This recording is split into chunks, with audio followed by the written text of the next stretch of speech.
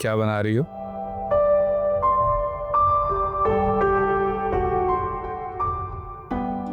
तुम्हारे लिए पास्ता बना रही हूँ। पसंद है ना तुम्हें? खुशबू तो बहुत अच्छी आ रही है।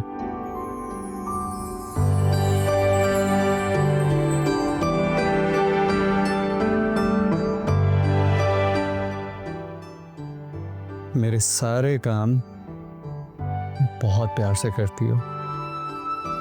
क्योंकि तुम मुझे बहुत अच्छे लगते हो। कितना अच्छा?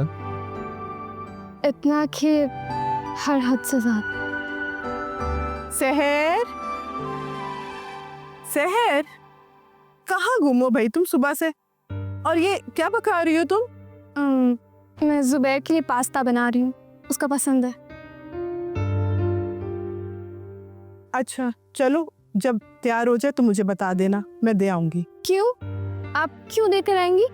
मैं खुद देकर आऊंगी।